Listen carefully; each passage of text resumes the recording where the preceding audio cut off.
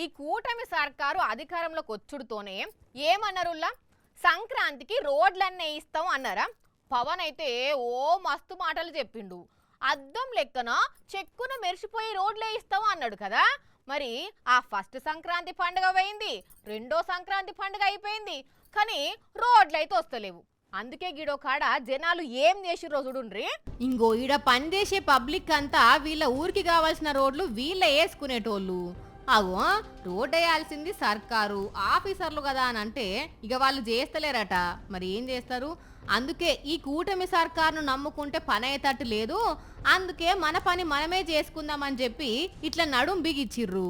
వీళ్ళది అల్లూరు సీతారామరాజు జిల్లా జీమాడుగుల మండలం నురుముతి పంచాయతీలున్న గాడిగుంట ఊరు.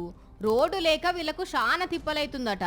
మరి సంక్రాంతికే రోడ్లు వేస్తామని పవన్ కళ్యాణ్ సార్ చెప్పుడుతోని నిజంగానే ఈ సర్కారు రోడ్ వేస్తుందేమో అనుకుని ఎదురు చూసిర్రు. కానీ 2 సంక్రాంతులు పోయినా రోడ్డు రాకపోయేటాలకు ఇంకో వీళ్ళెగిట్ల రోడ్ వేసుకున్నారు. మరి చంద్రబాబు సారు పవన్ కళ్యాణ్ సారు చూస్తున్నారా?